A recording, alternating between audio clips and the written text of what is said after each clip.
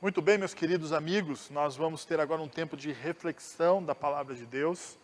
Então, eu gostaria de, primeiro dizer que nós estamos começando aqui a nossa primeira série do ano, né? Ano novo, novo eu, né? Então, a gente fez uma brincadeira com esse ano que é novo, mas ao mesmo tempo que merece uma nova versão, uma versão talvez melhorada aí da gente, né? Para enfrentarmos esses novos desafios, porque apesar de ser um ano novo, né, nós estamos ainda vivendo, né, velhas e antigos dilemas do nosso país, da nossa cultura, né? Então a gente continua ainda vivendo velhos e antigos dilemas, né? O ano muda, você faz aquela festa, aquele réveillon, regado a comida, não sei se você fez isso ou não, se você fez algo mais intimista, como na minha casa, eu, minha esposa e meus filhos, né? Algo menor, mas mesmo assim comemoramos, esperamos a virada, vimos alguns fogos, né, sendo lançados aos céus, né, e brindamos esse ano que se inicia. Mas esse ano só fará uma grande diferença na nossa vida se nós mudarmos algumas posturas do ano passado. Então nós precisamos desse novo eu, e eu creio que a única coisa capaz de reformar esse eu, né, a única coisa capaz de reformar a sua vida é a palavra de Deus. Então a gente vai partir das nossas reflexões bíblicas para algumas questões práticas que deem ferramentas para a gente caminhar em uma nova perspectiva. Então deixa eu apresentar para vocês o texto que nós vamos meditar, ou melhor, nós vamos meditar talvez, melhor dizendo, num contexto maior do texto ou do livro de Josué, né?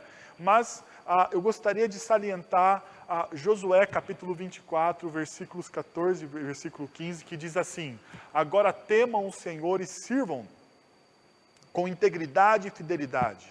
Joguem fora os deuses dos seus antepassados, que seus antepassados adoraram além do Eufrates e no Egito, e sirvam ao Senhor. Se, porém, não lhes agrada servir ao Senhor, escolham hoje a quem irão servir, se aos deuses que os seus antepassados serviram além do Eufrates, ou aos deuses dos amorreus, em cuja terra vocês estão vivendo. Mas eu e a minha família serviremos ao Senhor. Olha só que interessante. Josué capítulo 24 é o final do texto do livro, e após esses versículos a gente vai ter a morte de Josué. Então parece que Josué está meio cansado no versículo 14. Olha o que ele diz: agora temam o Senhor e sirvam-no com integridade e fidelidade, joguem fora os deuses dos seus antepassados, adoraram além do Eufrates e no Egito, e sirvam ao Senhor. E perceba que isso é tão evidente, esse cansaço de Josué, que no final ele diz: eu não sei sobre vocês, mas eu e a minha família, eu e a minha casa serviremos ao Senhor. Eu e a minha casa serviremos ao Senhor. Deixa eu te dar um contexto do livro de Josué, né? Essa visão geral das campanhas militares para a conquista da terra prometida. No livro de Josué a gente vai ter as histórias, né? E nessas histórias, dessas campanhas militares, nós descobrimos, né, o caráter de Deus, ou seja, seu poder agindo na natureza, né? Então muitas vezes nós vamos deparar, como Josué capítulo 3, versos de 15 a 17, Deus agindo por meio da natureza, a sua fidelidade agindo no cumprimento da aliança feita aos patriarcas, né? Deus faz uma aliança aos patriarcas em Gênesis capítulo 15, versos de 12 a 16, e essa aliança, esse compromisso que Deus faz em Gênesis capítulo 15, ele é cumprido em Josué, ou no livro de Josué. A sua bondade e graça para agir, no agir paciente com o povo de Israel e em seus descaminhos, né? Então a gente percebe que no livro de Josué nós percebemos também a graça e a bondade de Deus no seu contexto mais amplo com a nação, e também a sua santidade na correção do povo de Israel. Então a gente também tem no livro de Josué, né, um chamado do povo e da sua santidade. Então, bem, isso aqui é um rápido resumo, um pueril resumo desse livro.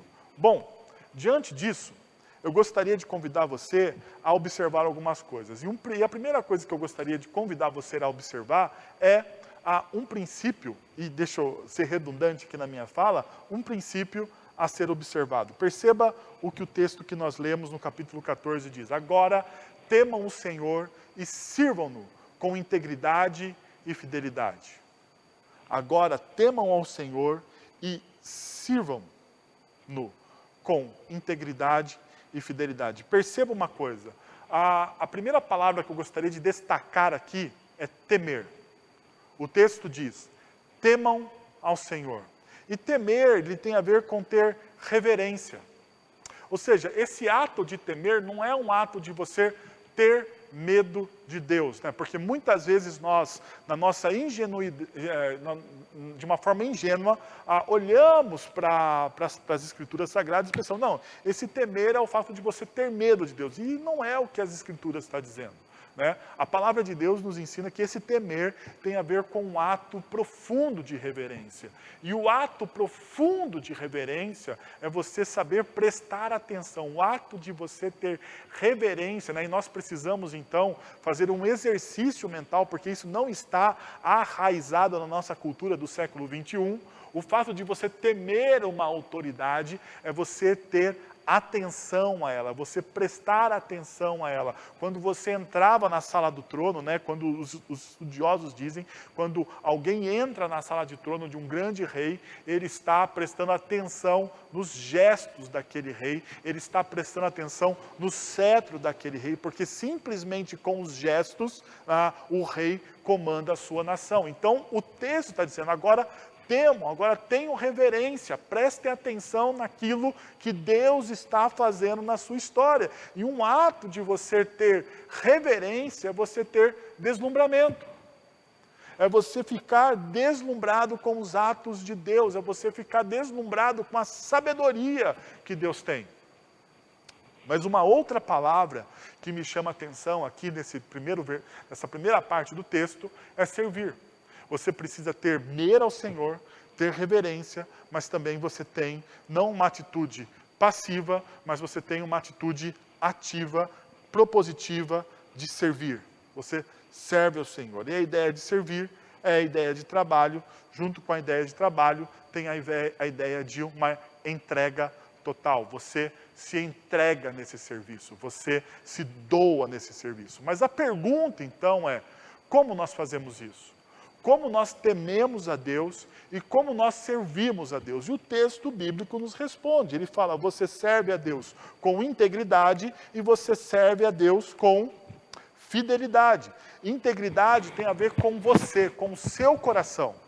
Com o seu coração. Integridade é continuar sendo o mesmo quando ninguém está olhando.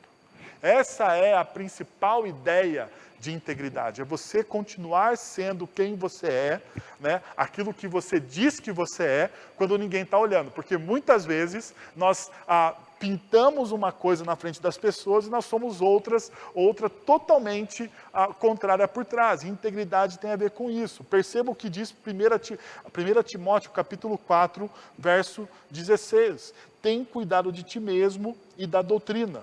Continua nesses deveres, porque fazendo isso salvará tanto a ti mesmo como aos teus ouvintes. Perceba que a integridade tem o poder, segundo Timóteo capítulo 1, versos de 4 a 16, tem o poder de influenciar as pessoas. E a fidelidade tem a ver com a palavra. Integridade e fidelidade, eles caminham juntos nas Escrituras. Uma tem a ver com o eu e a outra tem a ver com a fidelidade à palavra de Deus. Ou seja, eu sou fiel àquilo que as Escrituras dizem, né? Eu sou fiel, eu levo aquilo a sério. Esse desdobramento desse versículo 14, a gente vê no desafio, em um desafio a ser cumprido. Perceba o que o texto nos diz no versículo 15. Escolho hoje a quem irão servir, aos seus deuses que os seus antepassados serviram, além do Eufrates, ou aos deuses dos amorreus, em cuja terra vocês estão vivendo. Mas eu e a minha família serviremos ao Senhor. Mas eu e a minha família serviremos ao Senhor. Então perceba, existe uma escolha a ser feita. O texto de Josué diz, olha, faça uma escolha. E é interessante porque C.S. Lewis vai dizer o seguinte, que Deus não liga para bons sentimentos, mas para escolhas. Deus, ele não liga para bons sentimentos, porque bons sentimentos, muita gente tem. O que materializa os seus bons sentimentos? As suas escolhas. O fato é que as nossas escolhas revelam, na verdade, as nossas escolhas revelam os nossos afetos, revelam os nossos sentimentos, revelam aquilo que nós desejamos de fato e de verdade. Quando a materialização dos nossos desejos tem a ver com as nossas escolhas. Então, e aqui está um grande problema. Muitas vezes a gente toma decisões equivocadas na vida e nós pensamos assim, mas eu preciso pedir desculpa. O fato não é que você precisa pedir desculpa simplesmente pela decisão que você tomou. Você precisa mudar algo anterior ao fato daquilo que você realizou. Você precisa mudar o seu sentimento, você precisa mudar a sua afeição, você precisa mudar aquilo que está por trás da decisão que você tomou.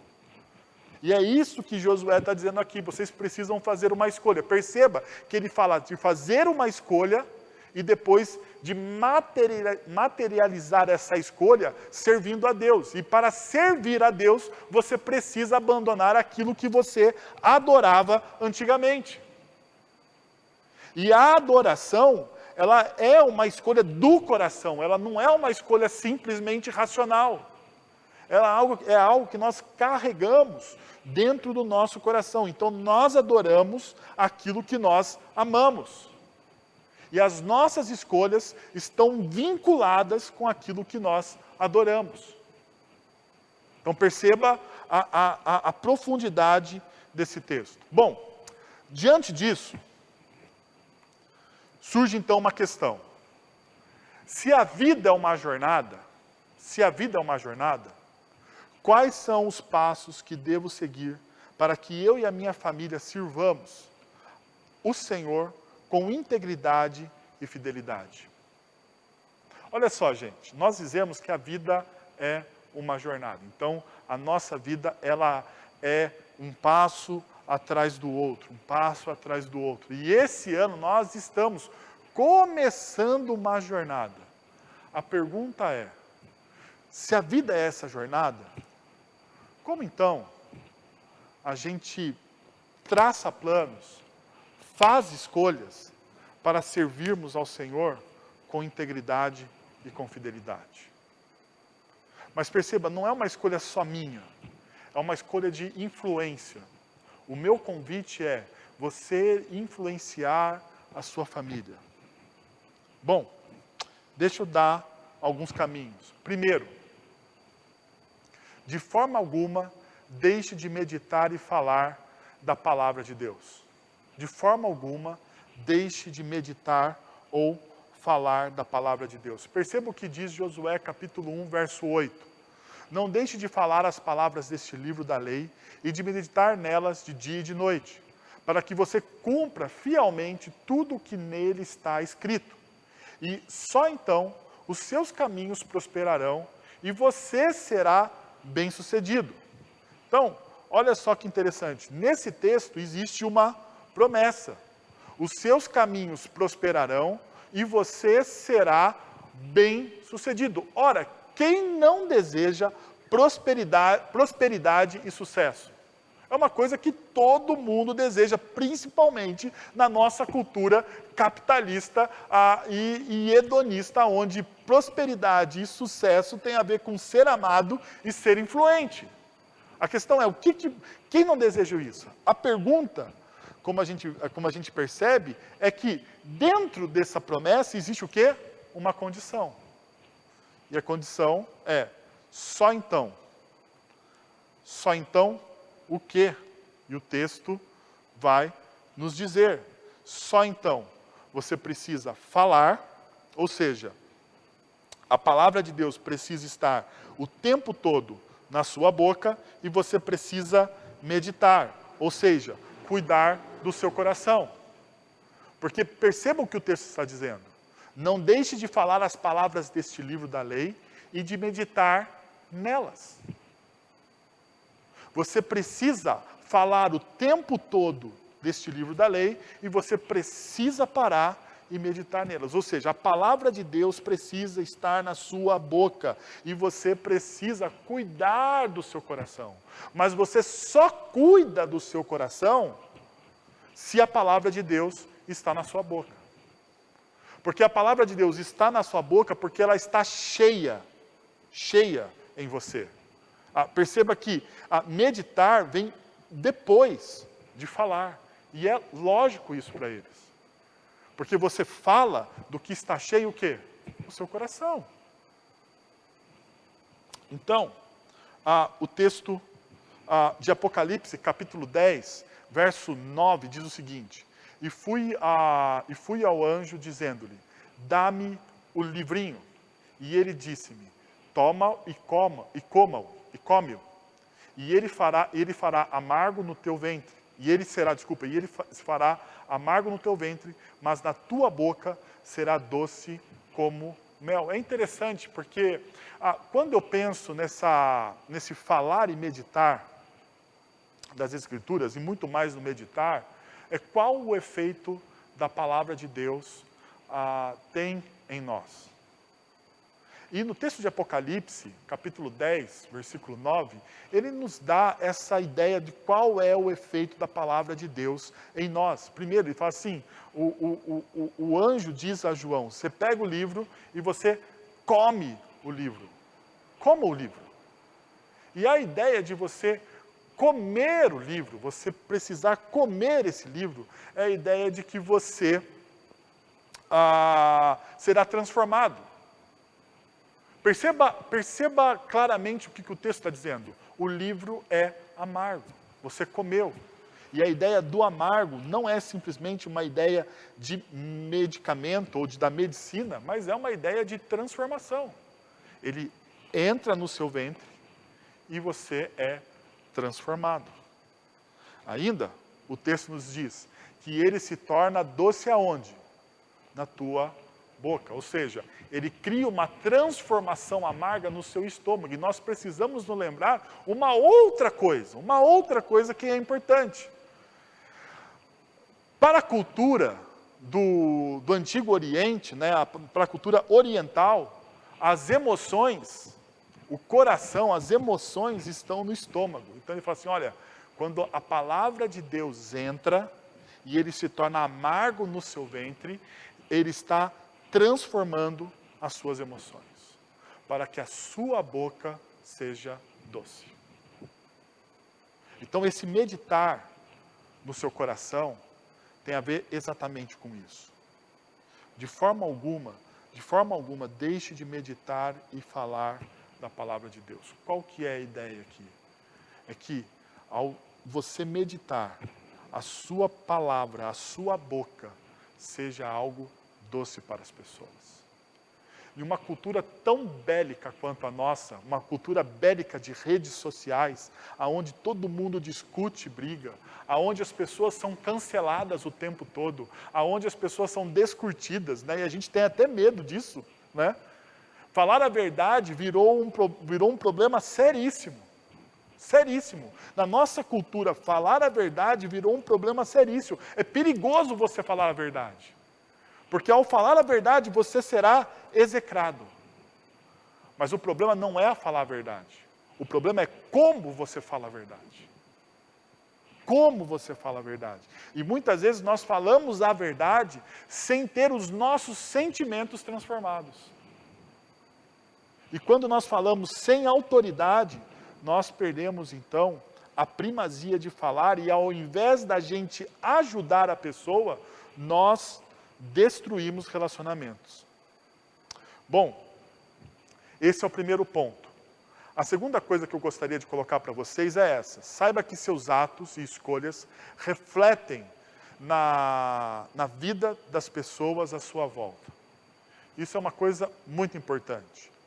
Perceba o que diz o capítulo 7, do verso 11 do texto de Josué. Israel pecou, violaram a aliança que eu lhes ordenei. Eles se apostaram de coisas consagradas, roubaram-nas, esconderam-nas e as colocaram junto aos seus bens. Olha só que interessante. Não sei se você tem familiaridade com o texto de Josué, mas aqui a gente vai perceber que existe um personagem. E Acã é o personagem do capítulo 7, do verso 11, que Deus está falando. Deixa eu colocar você um pouco a par do que está acontecendo aqui. No capítulo anterior, o povo de Israel conquista Jericó. E é uma grande vitória, porque Jericó era uma cidade altamente fortificada. Era impossível um povo de Israel transpor as muralhas de Jericó. Então é uma grande vitória. E daí quando o povo ganha, tem essa grande vitória, uma das ordenanças de Deus é para que o povo não levasse absolutamente nada. Tudo deveria ser destruído. E daí, depois dessa grande vitória, Josué e o povo de Israel continuam a sua campanha militar para conquistar a terra prometida. E eles descem então para Ai. E quando eles vão para Ai, Josué manda alguns espias, os espias vão ver a cidade de Ai, os espias voltam e falam assim, viu Josué, nós vencemos ali Jericó e Ai é uma lambuja, você manda só 3.000 homens e nós vamos com certeza conquistar rapidamente essa cidade. E foi o que Josué fez, Josué mandou uns 3.000 homens lá para conquistar a cidade de Ai. O grande problema é que Deus se virou contra Israel. E daí quando você tem a mão do Senhor contra você, não adianta você ter o exército mais forte. Não adianta você ter o exército mais forte.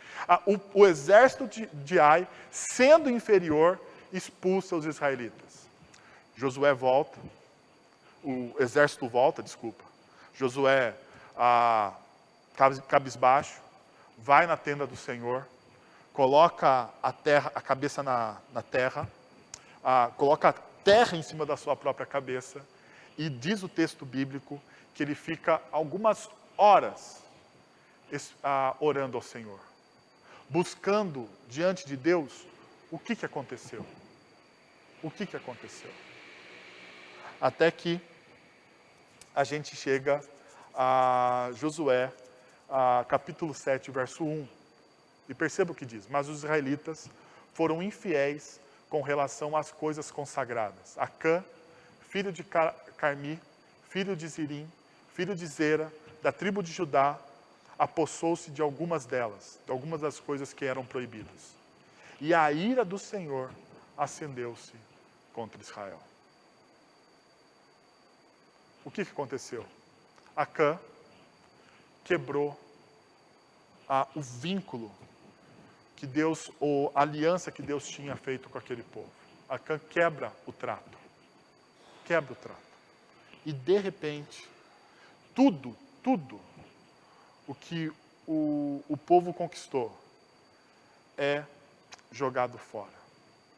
Perceba uma coisa. Acã, ele quebra a aliança. Acã, ele quebra o trato. Mas o povo todo sofre. Eu sei. Na nossa cultura individualista, nós olhamos com o pecado como algo individual. Algo que é só meu, mais de ninguém. Não é assim que a gente fala? Não, isso aqui que eu fiz é só meu, eu fiz. E eu fiz. Não é assim que a gente fala? Esse dinheiro é meu, né? A gente tem na nossa cultura, essa nossa cultura altamente individualista, o meu, esse pronome meu, está muito entranhado na cultura. A gente nunca fala o nosso. Mas é interessante que na Bíblia o pecado é tratado como nosso. O povo peca. E quando um homem peca, todos pecam. Daí você fala assim, mas Wellington, esse texto é do Antigo Testamento. Basta você, meu irmão, abrir 1 Coríntios. Quando Paulo está tratando sobre o corpo de Cristo, e aí quando ele fala, quando um membro do corpo sofre, todo o corpo sofre. A espiritualidade cristã não muda do Antigo para o Novo Testamento. Na verdade, no Novo Testamento é muito mais radical a aliança que eu tenho entre as pessoas do que no Antigo Testamento. O grande problema é a nossa cultura individualista, que tenta abafar a narrativa bíblica. E muitas vezes nós abafamos a narrativa bíblica pela nossa cultura. Agora, deixa eu mostrar para você como isso é revolucionário. Porque se o pecado não é algo simplesmente meu, porque eu pequei, mas o meu pecado afeta diretamente ao meu irmão, perceba o seguinte, eu como pai, os meus pecados, as minhas lutas pessoais afetam os meus filhos. O meu pecado como pai ou como marido afeta a minha esposa. O meu pecado como alguém que trabalha no meio corporativo, que não entrega o que promete, afeta a empresa. Perceba que o pecado, que esse pecado, ele não está, ele está sim vinculado com a minha vida toda. Então tudo aquilo que eu faço afeta as outras pessoas. Mesmo aquilo que nós chamamos de pecados secretos. Por exemplo, homens. Se você se entrega à pornografia, se o seu coração se enche de pornografia, o seu relacionamento com a sua esposa será pesado. Perceba, o seu desejo será afetado. A mesma coisa eu posso dizer para as mulheres. Se as mulheres enchem o coração delas com expectativas que os homens não podem cumprir, o relacionamento se torna pesado. Não existe um adultério físico acontecendo, mas existe um adultério emocional. E o peso do pecado é pago por todos. Isso acontece dentro de empresas, isso acontece dentro de uma comunidade cristã, isso acontece dentro de famílias. E a gente precisa estar atento a isso. As minhas atitudes refletem na vida das pessoas que estão à minha volta. E isso aconteceu com Acã. O povo sofreu, 36 israelitas morreram, porque Acã desobedeceu o que Deus pediu para ele fazer. Agora perceba o que acontece mais à frente. A gente percebe então que existe essa cultura dos meus desejos, dos meus santos desejos, das minhas santas necessidades e dos meus santos sentimentos. Essa trindade da cultura moderna. E percebo que Acã diz no capítulo 7, no verso 21, eu os cobicei e me apossei deles. Isso custou a vida de Acã. Isso custou a vida da família de Acã. Quantas vezes, meus irmãos, nós cobiçamos coisas e essas coisas custam a vida das pessoas que estão à nossa volta.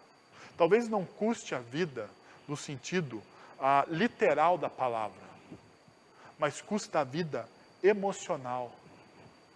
Quantos pais não dedicam tempo aos seus filhos porque eles cobiçam mais e mais dinheiro?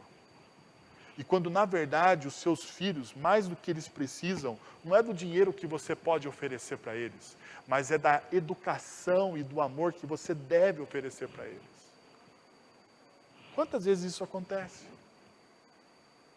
O texto é bem claro. Eu os cobicei e me apossei deles. A pergunta é, o que no seu coração tem tem criado cobiça, a ponto de você se apossar deles, a ponto disso influenciar na vida das pessoas que estão à sua volta.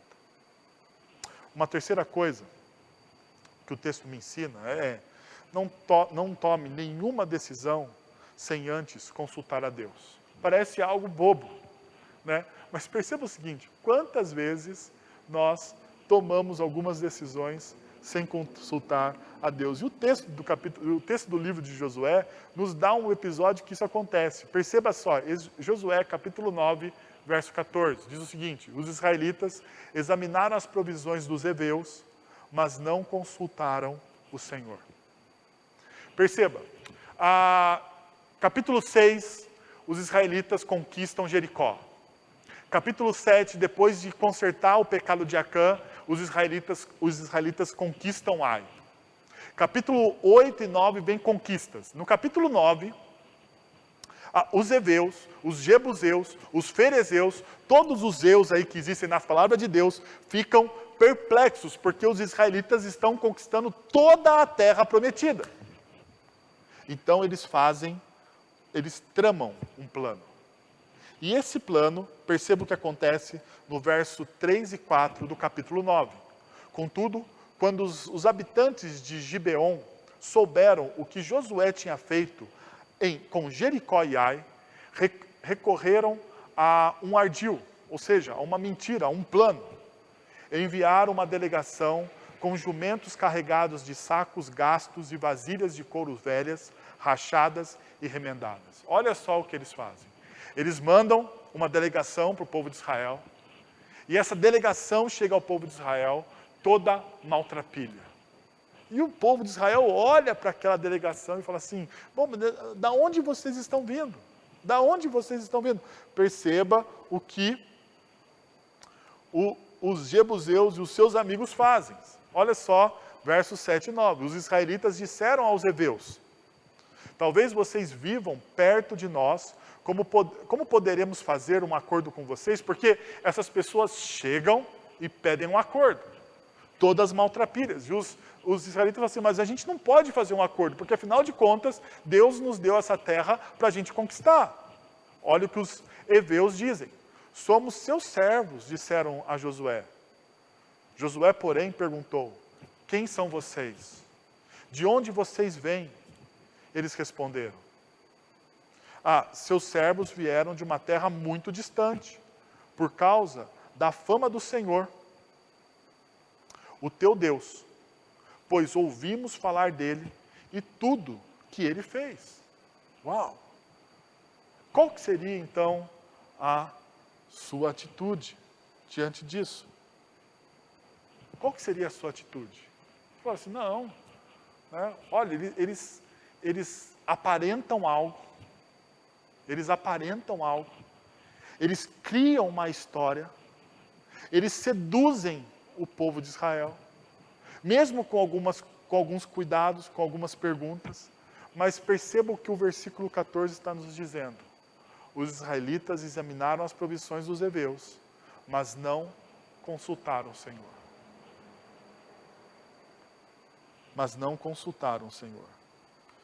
Perceba, nem tudo o que parece é. Nem tudo o que parece é, né? E foi exatamente o que aconteceu aqui. Os heveus, os jebuseus, os ferezeus e a sua turma criaram uma grande mentira. Enganaram o povo de Israel. Fizeram com que eles fizessem um acordo. Eles fizeram um pacto sobre o nome de Deus que os israelitas não atacariam e acabariam não expulsando os heveus da terra. Mas por quê? A pergunta é: por que tudo isso acontece? Porque os israelitas não consultaram o Senhor. A pergunta é: quem não consultou o Senhor? Josué. Sério. Se primeiro nós temos Acã, que é alguém que cobiçou os bens, que não deveria cobiçar, Agora, nós temos talvez o personagem central do livro. O capítulo 9 do livro de Josué mostra o grande vacilo de Josué. E por causa desse vacilo, o povo não vai conquistar a integralidade da terra. Esse erro de Josué vai caminhar com o povo para o resto da história do povo de Israel. Sabe por quê? Porque eles não consultaram o Senhor. Deixa eu te fazer uma pergunta bem pessoal nessa noite.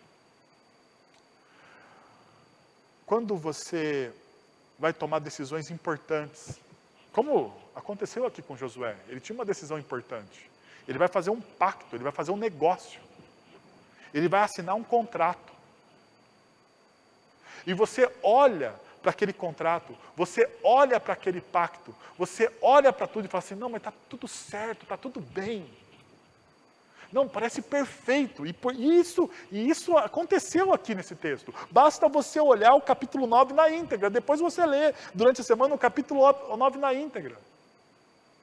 Você vai ver que que o povo de Israel foi enganado, que eles inspecionaram. Eles tiveram até cuidado de inspecionar, de examinar as provisões dos heveus.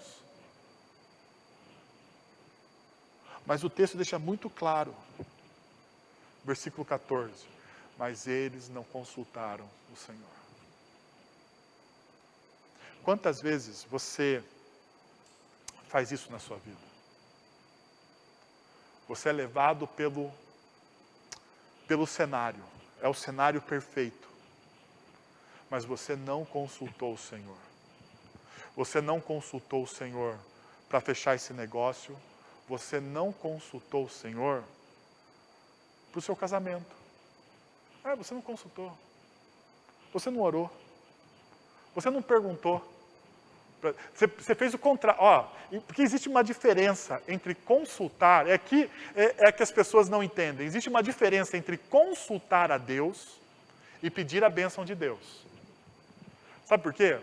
Porque quando você fala assim, Senhor, me abençoe, porque você já tomou uma decisão. E aqui, nesse texto, ele está nos ensinando o seguinte, antes de eu tomar uma decisão, eu preciso chegar para Deus e dizer, está aqui, isso aqui está acontecendo e eu preciso consultar o Senhor sobre isso. É diferente. Parece igual. Mas nós, seres humanos, nós preferimos o quê? Nós preferimos simplesmente pedir a bênção de Deus. Senhor, eu tomei uma decisão hoje de construir uma nova casa, me abençoe. Você não está nem aí se você vai ter provisão ou não, se o dia de amanhã você vai estar acordado ou não. Você simplesmente faz a dívida e pede a bênção para Deus. Isso não é consultar o Senhor. Isso é pedir a bênção para Deus. Agora, pedir a bênção para Deus é chegar diante de Deus e perguntar, Senhor, devo fazer isso? Isso é consulta. Senhor, fale comigo. Devo fazer isso? Devo caminhar com essa pessoa? Devo ir para esse caminho? Devo construir isso? Devo mudar de emprego? Devo fazer essa faculdade? Sei lá. Sei lá qual é o seu dilema. O fato é que a piedade que transforma o coração, a piedade que vaza para a minha vida e influencia pessoas, ela é integral. E uma piedade íntegra, ela consulta, ela não só pede a bênção. Muitas vezes, eu e você estamos simplesmente pedindo a bênção do Senhor. Bom, deixa eu passar aqui para o nosso último ponto. Não fixe os seus olhos no tempo, nem nas circunstâncias à sua volta. Não fixe os seus olhos no tempo, nem nas circunstâncias à sua volta. E talvez essa aqui é a história que eu mais gosto do livro de Josué, Caleb. Para mim, Caleb é mais bacana que Josué, porque Josué tem o nome do livro, mas isso não significa que ele é o cara mais bacana do livro. Caleb, para mim, é o cara mais bacana. E o texto diz o seguinte: pois bem, o Senhor manteve-me vivo como prometeu. E foi há 85 anos que ele disse isso a Moisés, quando Israel caminhava pelo deserto. Por isso, aqui estou hoje, com 85 anos de idade. Ainda estou tão forte como no dia em que Moisés me enviou. Tenho agora tanto vigor para ir à guerra como naquela época. Dá-me, pois, a região montanhosa que naquela ocasião o Senhor me prometeu.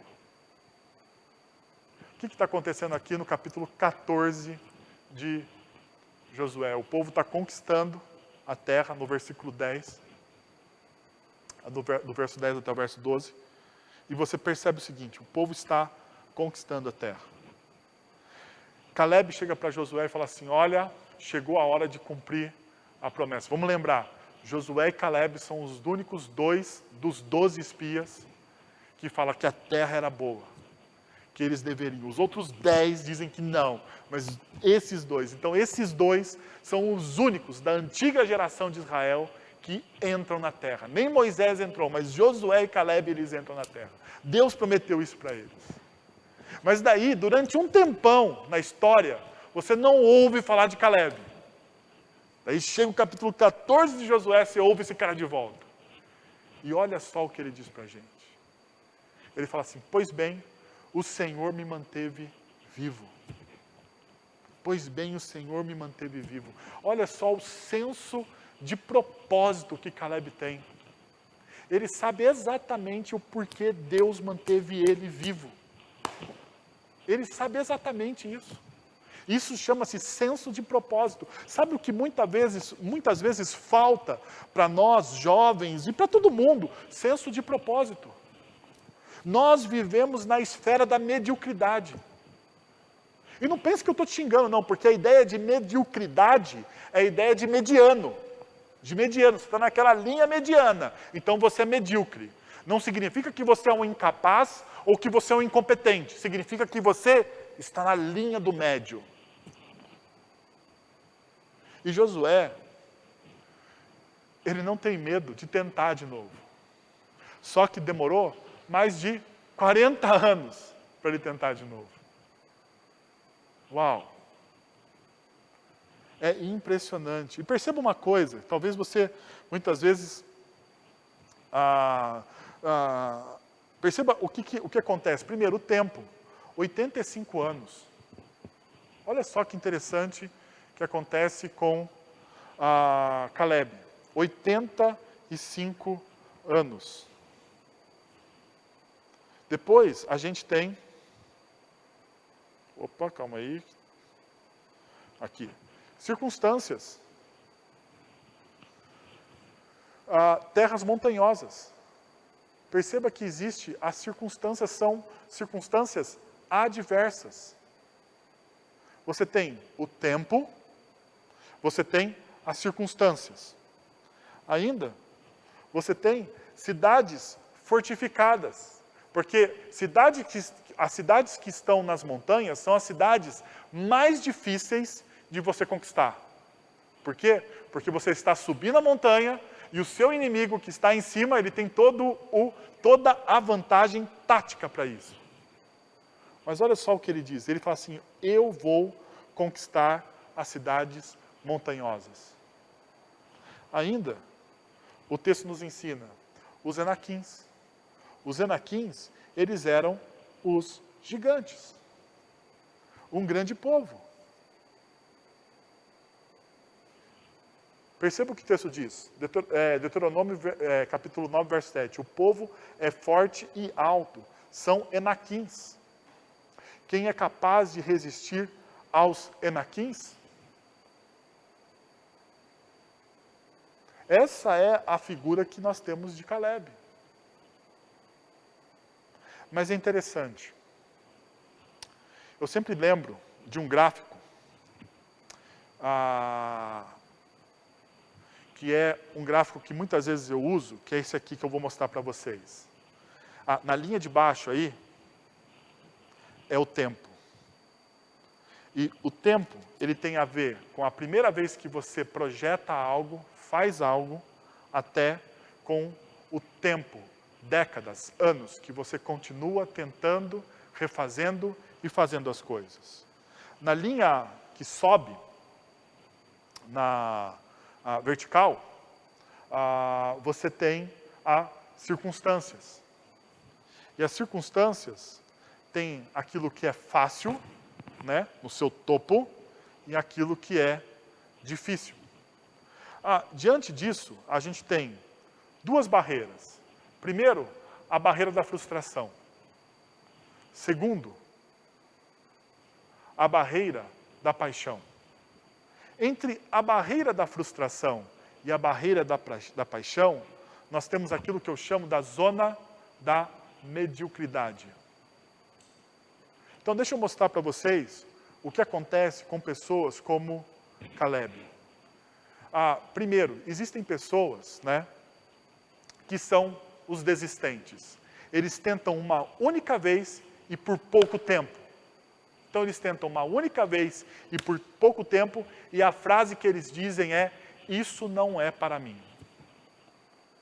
Quantas vezes você faz isso na sua vida? Você tenta uma única vez e por pouco tempo, e você olha e fala assim: isso não é para mim, isso não é para mim, eu não vou conseguir. Mas, existe aquele que a gente chama do medíocre. Agora que aprendi, vou continuar assim. E essa é a ideia do medíocre. Ele olha para aquilo que ele aprendeu, ele até consegue, ele faz, ele executa, mas ele não cresce. Mas existe uma terceira pessoa, que é aquele que passa da barreira da frustração e chega na barreira da paixão, que é o expert. Ele fala assim: vou fazer melhor da próxima vez. Vou fazer melhor da próxima vez. Sabe por que Caleb é assim? Porque Caleb, ele vai dizer o seguinte: pois bem, o Senhor me manteve vivo como prometeu. Eu vou fazer melhor a próxima vez. E sabe o que é interessante? É que Caleb, ele não errou da primeira vez. Não foi ele que disse que a terra não era boa. Foram os amigos dele. Mas ele não desistiu. Ele não amargurou. Ele não se frustrou. Ele não parou na barreira da frustração. Ele tentou uma única vez. E disse: afinal de contas, olha só, Deus conspirou contra mim. Me manda para a terra prometida, para espiar a terra prometida, mas tem mais 10 caras fracotes que não conseguem visualizar aquilo que eu vejo. Só eu tenho visão. Olha só que interessante isso aqui. Caleb, ele não bate na barreira da frustração. E ele não é medíocre, porque ao entrar na terra prometida, ele não fala assim: cheguei, agora eu vou escolher um lugar, porque afinal de contas, há 85 anos atrás, aqueles fracotes me boicotaram. Agora, depois de 85 anos, eu cheguei aqui, eu quero sombra e água fresca. Ele não é medíocre. Sabe o que Caleb faz? Eu quero conquistar aquilo que eu vi há 45 anos atrás. Eu vou tentar de novo. Sabe por quê? Porque Caleb, para mim, ele é um apaixonado.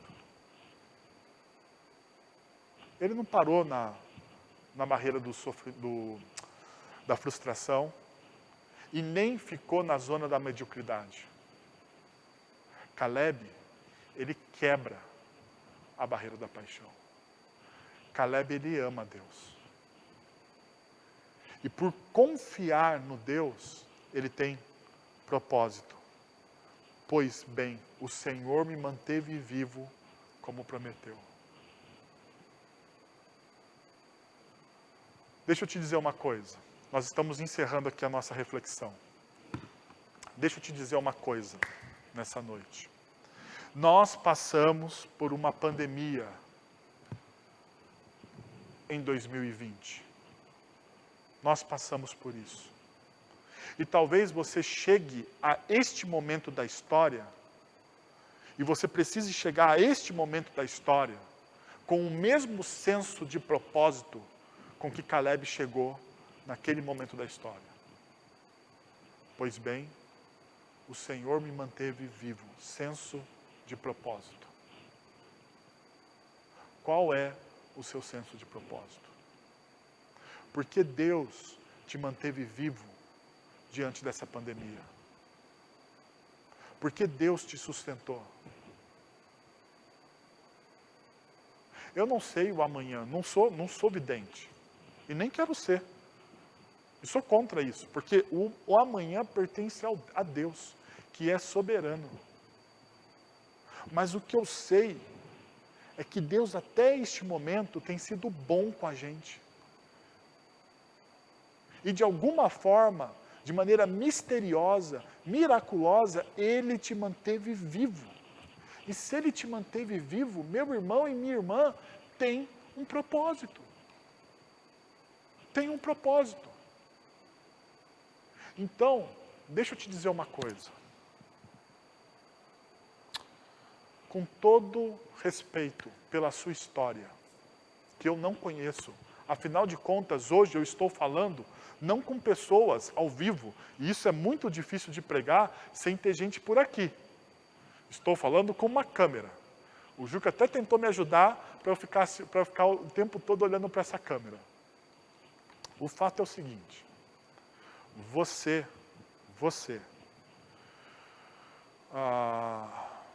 Deus te trouxe até aqui.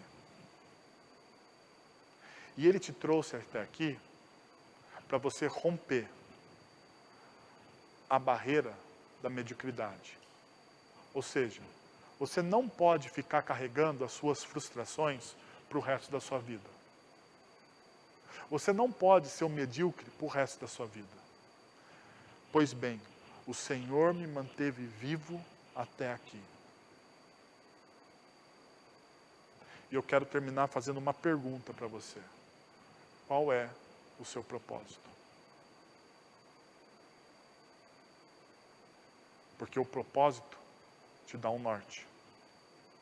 Mas lembre-se, tudo que eu falei agora no final tem a ver com as 3 coisas que eu disse antes. Você precisa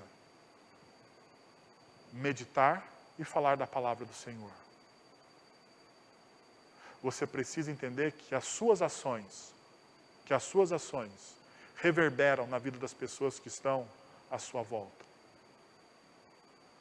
Você precisa entender isso. Você precisa entender que aquilo que você faz, aquilo que você constrói, tem a ver com as pessoas que estão ao seu lado. Vamos orar. Senhor, nós queremos te agradecer por esse tempo aonde o Senhor falou ao nosso coração. Que o Senhor continue, Deus, a derramar da Tua graça e da Tua misericórdia sobre nossas vidas. Que o Senhor continue, Deus, a nos dar paz. E que o Senhor continue, Deus, a nos abençoar, nos mantendo vivos e nos dando propósito, Senhor. Nos dê um propósito, Pai. Não importa as circunstâncias, o tempo, a idade. Nos mantenha firme no nosso propósito, Senhor. Derrama sobre nós a Tua graça e a Tua misericórdia. Que diante de decisões, ó Pai, nós possamos perguntar ao Senhor, o que nós devemos fazer? O que nós precisamos fazer?